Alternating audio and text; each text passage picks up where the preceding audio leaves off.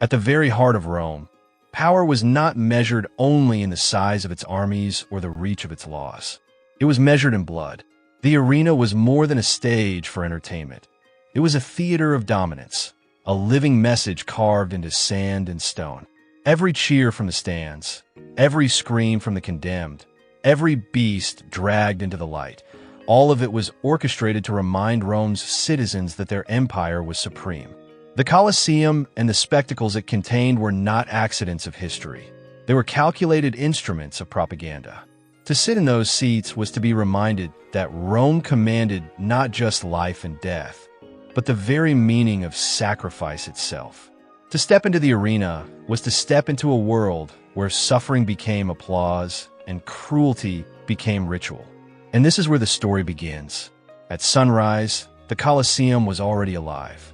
Its enormous arches caught the first pale streaks of morning light, glowing like the gates of some colossal machine built for violence. The stains of yesterday's blood still clung to the stone, spreading like a shadow that refused to be washed away. Beneath the stands, the voices of vendors filled the corridors. They barked for attention, their baskets piled high with olives, bread, and watered wine, ready to serve the masses who had not yet even taken their seats. Beyond the thick iron gates, handlers shoved predators into place. Half-starved lions with ribs pushing through their fur, restless elephants stamping the ground in rage, and panthers clawing at the bars of their cages until sparks flew. From the tunnels beneath the arena floor came the sharp clang of swords. These were not harmless practice swings. They were tests to make sure the day's blades were sharpened and ready to kill. And over all of it rose the hum of expectation. Tens of thousands of Romans streamed into the stands, their voices blending into a single, swelling roar. They had come for what Rome offered better than any empire before or since: death, dressed up as entertainment. The arena was never meant to be a game. It was a laboratory of cruelty. Emperors flooded the sand to stage artificial naval battles, starved wild animals to build suspense, and forced prisoners to act out famous myths where every scripted ending was sealed with real corpses. None of this was accidental. It was policy. It was the machinery of control. The cheering of the crowd was not innocent. Every shout was loyalty declared out loud, loyalty strong enough to echo across centuries. And today, the story steps into that echo, into spectacles so brutal that they shocked even the hardened world of Rome. From blood-soaked funeral rites to executions disguised as theater, what follows is the truth of how Rome built its glory on transforming human suffering into applause. The first gladiatorial combat in Rome did not begin with golden trumpets or emperors draped in purple. It began at a funeral. In 264 BC, the sons of Decimus Junius Brutus Scaeva chose not to honor their father with statues or with prayers, but with blood. They armed 3 pairs of slaves and sent them to fight to the death in the Forum Boarium, a cattle market thick with the stench of dung and smoke. This was not amusement. It was obligation, a munus, an offering owed to the dead. The roots of this ritual stretched far beyond Rome. In Campania, warriors had once been slain at graves to appease restless spirits. Over time, this grim duty shifted from random slaughter into stage combat. Duels fought in the name of the dead. The Samnites, once Rome's bitterest enemies, held such contests regularly, and Roman elites were quick to adopt the practice. To bury a man with treasures showed wealth. To bury him with a blood-drenched spectacle proved power. But funerals were only the beginning. By the 3rd century BC, Rome's leaders recognized that these brutal contests could serve a purpose beyond honoring the departed. They could steady politics. Religious festivals, once solemn sacrifices to Jupiter, began to feature gladiatorial combat. The Senate framed it as piety, but the citizens understood the deeper truth. This was state-sponsored violence, designed to keep the people loyal and distracted. Even the armor of the fighters carried propaganda. Gladiators wore the weapons and helmets of Rome's conquered enemies. The Samnite with his heavy shield, the Thracian with his curved blade, the Gaul with his broadsword. To watch them bleed in the arena was to watch Rome's victories retold, slash after slash, blow after blow. Death itself had become propaganda. As blood continued to flow, the scale of the games expanded. Wooden stands, temporary and fragile, were replaced by massive amphitheaters of stone, temples to violence where thousands gathered. The games no longer belonged to grieving families. They belonged to the state. Every drop of blood whispered the same unchanging message. Rome commanded men, armies, and even death itself.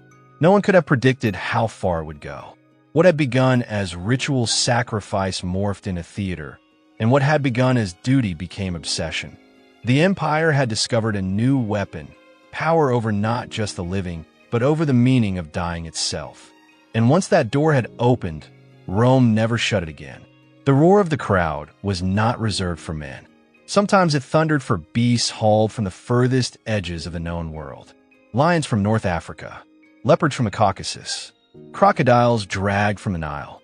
Even giraffes marched across deserts, their long necks bound in chains. These creatures were not presented as wonders of nature. They were condemned as prey in a carnival of slaughter. The Romans called these shows venations, hunts. They were not about survival. They were about domination. They were proof that the empire could trap the wild and destroy it for pleasure. Julius Caesar set the tone in 46 BC when he unveiled a giraffe, the first ever seen in Europe. The people called it a camelopard, half camel and half leopard, because Rome had no name for such an animal. But the marvel did not matter. The creature was not admired. It was thrown into the arena to be torn apart. The message was unmistakable. If Rome could seize even the strangest beasts alive, then nothing on earth could escape its grasp. From there, the slaughter only grew. When the Colosseum opened in AD 80, Emperor Titus presided over a festival that saw more than 9,000 animals killed in a single event. Archaeologists have uncovered bones scarred with marks of deliberate starvation, evidence that lions and bears were weakened before release to guarantee a swift and bloody spectacle. Even elephants, once the terror of Roman legions under Hannibal, were herded into the arena and butchered to satisfy the crowd. Behind the scenes, the logistics of this theater were staggering.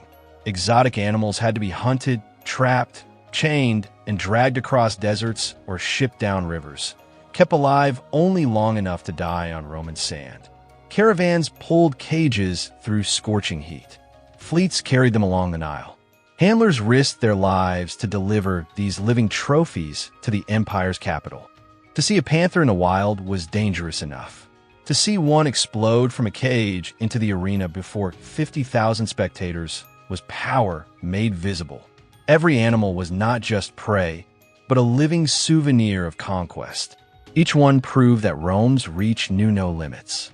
Some emperors even made the hunts their personal stages. Commodus, Rome's most flamboyant showman, strutted into the arena dressed as Hercules, slaughtering hundreds of animals himself. He wanted the crowd to believe he was a god among beasts. But the truth was obvious. He was a fragile ego armed with a bow. The hunts were almost always rigged. The animals were chained, crippled, or starved so that the emperor could bask in victories that were never in doubt. And still, the people cheered, not because they admired him, but because in Rome, silence in the emperor's presence could be fatal. Behind the noise of those cheers, however, a quieter tragedy always unfolded. Ancient writers such as Pliny the Elder warned that rare species were vanishing from their homelands after decades of relentless Roman slaughter. Lions that once roamed the plains of North Africa, leopards hunted in the Middle East, and elephants taken from distant lands were pushed toward extinction. All of this was done to satisfy the empire's insatiable hunger for spectacle. The Colosseum was not merely a theater of bloodshed, it was an ecological catastrophe. Yet to Rome, extinction meant nothing. What mattered was the illusion of mastery, the image that nature itself could be captured, caged, starved, and destroyed purely for amusement. Every lifeless carcass dragged from the sand was another silent testament to imperial control, another reminder that the empire ruled even the wild itself. When modern people picture gladiators, They often imagine evenly matched warriors, men locked in noble combat where skill and bravery determined victory. But the reality was far more disturbing. Rome did not thrive on balance. It thrived on cruelty. Fights were engineered to create suffering, not fairness. Unusual weapons were designed, absurd rules were imposed, and contests were arranged in ways that ensured no true victory was possible. Many who entered the arena were not trained fighters at all. Prisoners of war, criminals, and slaves were shoved into the sand dressed as jesters, handed wooden swords or blunt daggers, and sent to die against seasoned killers. The crowd howled with laughter as these helpless men stumbled and bled, public executions disguised as entertainment. Even the weapons themselves were turned into characters in this grim theater. The retiarius, armed only with a fisherman's net and a trident, faced the secutor, whose smooth, rounded helmet was designed to resist entanglement. These battles were never pure contests of skill. They were games of suspense, staged riddles that kept the audience guessing. Would the net ensnare its prey, or would the sword cut through? Romans craved that tension, even when the match was as scripted as a play performed on a stage. And as the empire grew, the spectacles became more grotesque. Sometimes a single gladiator was thrown against several foes. On other days, entire squads clashed like miniature armies, leaving the arena floor a swamp of blood, shattered shields, and broken bodies. When novelty began to fade, the organizers pushed boundaries further. In the 1st century AD, female gladiators, known as gladiatrices, were introduced. Writers like Juvenal sneered at them, mocking their presence. Yet historical records show they fought in earnest, sometimes against wild animals, sometimes against dwarfs, sometimes against each other. Their very existence blurred gender expectations. But beneath the spectacle was a darker truth. Rome's appetite for blood spared no one. Men, women, even children, no one was beyond the empire's hunger for violence. Even armor was transformed into instruments of torment. Helmets were deliberately designed to narrow vision or muffle sound, forcing fighters to stumble blindly while the audience roared with delight. Some helmets were so heavy that simply raising the head became an agonizing challenge. Armor was not always protection, it was often punishment. And then came the propaganda plays. Gladiators were forced to dress as barbarians, caricatures of Rome's defeated enemies. Their inevitable, staged deaths reinforced the message that Rome always triumphed.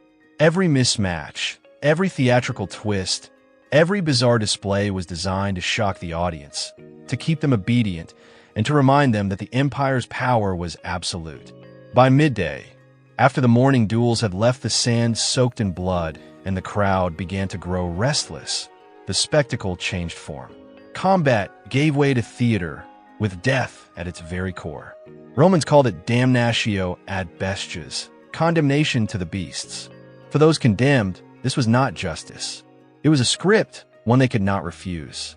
Criminals, deserters, rebellious slaves, and prisoners of war were turned into unwilling actors in blood-soaked morality plays. Their punishments were carefully matched to their alleged crimes. Thieves were torn apart by wolves. Arsonists were burned alive. Traitors were thrown to starving lions. Each gruesome scene was meant to be a lesson written in flesh, a warning stage for tens of thousands of spectators. The scale of this cruelty could defy imagination. After Emperor Trajan's victory over Dacia, celebrations were marked by 103 consecutive days of slaughter. Thousands of captives were executed, not in random carnage, but in carefully paced performances, each act designed to keep the audience gripped until the next horror appeared. And always, animals were the stars of the nightmare. Lions were deliberately starved before release, driven to frenzy. Bears, chained and beaten, were prodded into sudden rages. Even prized leopards were unleashed on trembling victims. The uncertainty, would the beast strike instantly or toy with its prey, kept the crowd screaming for more. Cruelty often disguised itself as legend. Prisoners were forced to play the roles of doomed heroes. Orpheus, torn apart by wild animals. Prometheus, chained as vultures, circled above. These were no longer myths. They were blood-stained reenactments where human suffering replaced masks and costumes. Death was never simple in Rome. It was spectacle, theater, a mocking performance where the condemned were forced to act out their demise. Executions became plays where the script always ended in agony. The ingenuity of cruelty seemed limitless. Crucifixion, borrowed from the East, was staged inside the arena itself. Men and women were nailed to wooden beams as spectators drank, ate, and laughed. Fire was added to the repertoire. Prisoners were dressed in the tunica molesta, a shirt soaked in pitch, and then set ablaze. They became living torches, writhing in agony as smoke curled into the sky. The Christian writer Tertullian bitterly observed that these were human lamps, flesh turned into flame for Roman amusement. These killings were not simply entertainment. They were messages, propaganda carved into living bodies. To defy Rome was to die slowly, while tens of thousands watched. Not all Romans could stomach such cruelty. The philosopher Seneca lamented that midday executions hardened the soul, that men grew cruel by watching. Yet his protests were drowned out by the roar of the crowd, a people who did not come for justice but for the thrill of punishment. The arena was not about fairness, not about honor. It was about control. And Rome's imagination did not end with sand and swords. Sometimes emperors demanded entire oceans inside their city. Mock naval battles, known as naumachii, were staged on impossible scales, where ships clashed and men drowned for the sake of spectacle. Water itself became a weapon, and the empire's appetite for violence showed no boundaries. In 46 BC, Julius Caesar created a spectacle unlike anything the Roman people had ever seen. He ordered an enormous basin to be dug near the Tiber River, filled it with water, and transformed it into a makeshift sea. Into this artificial harbor, he launched real ships. But the men aboard weren't soldiers, nor actors playing out some harmless drama. They were captives, thousands of prisoners condemned to die for entertainment. Forced to fight as rival fleets, their bodies became the tools of a grand illusion. Arrows rained, catapults hurled destruction, and blades tore flesh. What Caesar had engineered was not a battle. It was a floating slaughterhouse designed to awe the crowd and prove the sheer power of Rome. Augustus, the first emperor, expanded upon this cruel precedent. In 2 BC, he oversaw the creation of a basin nearly 2,000 by 1,200 Roman feet, a staggering size, kept full by a specially constructed aqueduct, the Aqua Alsietina. It existed for no purpose other than to sustain bloodshed on water. Into this artificial lake, Augustus ordered 30 warships, each manned not by sailors or gladiators, but by prisoners destined never to leave alive. The message resounded across the empire. Rome did not merely rule men, it ruled nature itself. Where no sea existed, one could be conjured. Even the elements were bent to imperial whim. By 52 AD, Claudius carried this obsession to new extremes. To stage a spectacle, he drained Lake Fucine, an enormous natural body of water, just so it could serve as a stage for death. As the condemned were forced into battle, they greeted the emperor with words that would echo through history. Ave, Caesar, Morituri, Fluent, Hail, Caesar, those who are about to die salute you. Whether rehearsed or born of desperate fear, it was one of history's most haunting lines. In that single salute was the hopelessness of men stripped of dignity, reduced to props in Rome's machinery of power. The cruelty of Roman entertainment was not confined to water. Fire, too, became an instrument of twisted theater. Victims were dressed in pitch-soaked tunics and forced to play the roles of mythical heroes. Some portrayed Hercules, consumed by the burning poison of his own blood-soaked cloak. Others became Mucius Scaevola, famed for his loyalty in legend, forced to hold his hand to the flames. Yet the bravery these myths once symbolized was warped into farce. The crowds laughed as the condemned screamed. Their pain turned into parody, their stories reduced to ash. Even architecture itself, became a tool for cruelty. Under Titus and later Domitian, engineers redesigned the very foundations of the Colosseum. Beneath the arena lay complex channels and mechanisms that allowed the floor to be flooded with water for smaller naval spectacles, then drained overnight to return the sand for combat the following day. Engineering genius was repurposed to maximize death. Water, fire, and flesh became interchangeable props, each bent to serve the empire's appetite for domination.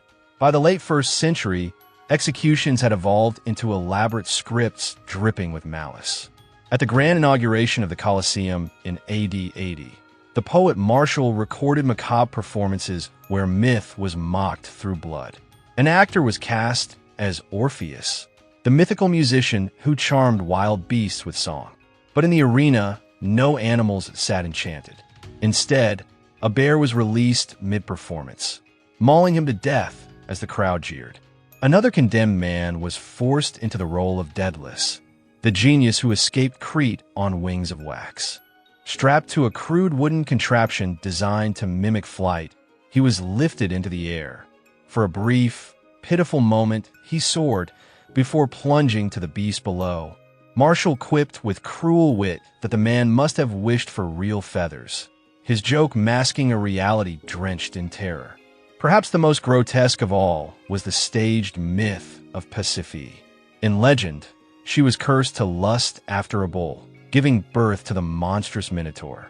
In the arena, her humiliation was recreated before thousands of onlookers, using crude mechanical devices to mimic the union. It was not merely an execution. It was degradation, pornography, and death combined into one grotesque show.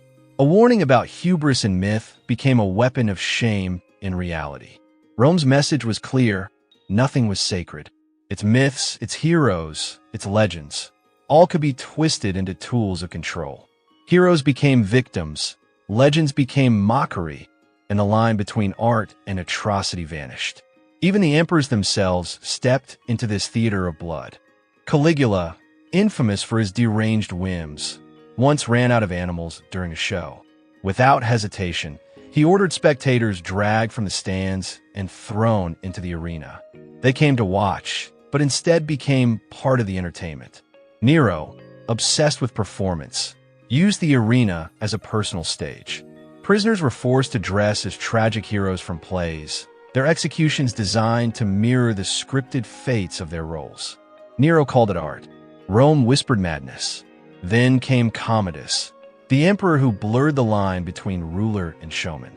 Cloaked as Hercules, he stormed into the Colosseum wielding a club and bow, slaughtering animals that had been crippled beforehand to guarantee his triumphs.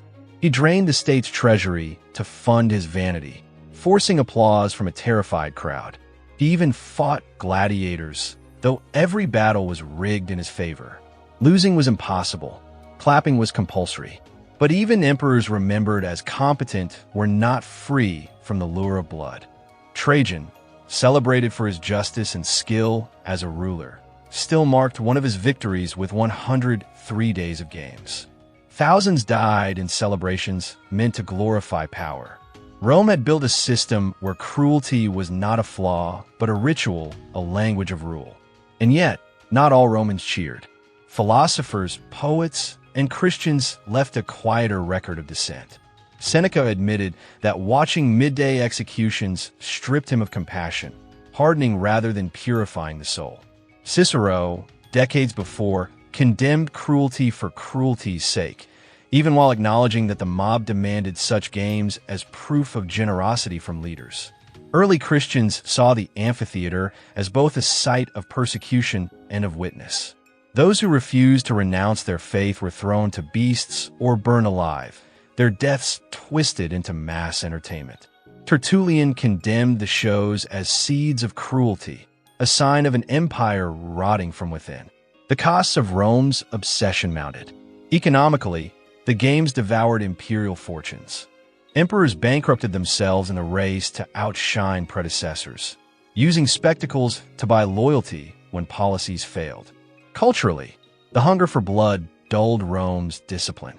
Citizens who once honored the old republican virtues of restraint and duty now demanded bread and endless circuses. Juvenal mocked this appetite with his bitter phrase, panem et circenses, bread and circuses, proof, he argued, of a people more interested in spectacle than in liberty. By the 5th century, the arenas had crumbled. The Colosseum still stood colossal, but its roars were gone. The sand was silent, the tunnels empty. Yet the moral questions never vanished. Could a civilization that trained its people to revel in cruelty truly survive? History's answer seems clear. Rome fell, undone not only by invasions and politics, but by a deeper rot within its soul. Today, the Colosseum looms over Rome, scarred but enduring. Tourists marvel at its stone arches, but the truer story lies in its shadows. Walk its tunnels, and one might still hear echoes, the clash of iron, the roar of beasts, the deafening cheer of 50,000 voices. The stone is easy to admire. Harder and more honest is to remember what it was built for. Cruelty rehearsed until it felt normal. Violence elevated to art. Power disguised as entertainment. And that is the warning carved into the ruins. A civilization that glorifies violence inevitably crumbles beneath the weight of its own applause. So the question lingers. Which spectacle most reveals Rome's darkest soul? Was it the naval battles staged on drained lakes, the living torches dressed as heroes, or the emperors drunk on their own performances? Share your thoughts below. And if this journey into Rome's brutal entertainments has gripped you, don't forget to subscribe so you never miss our next dive into the shadows of history. Until then, remember this. The Colosseum may be silent now, but its echoes of cruelty still breathe through the stones.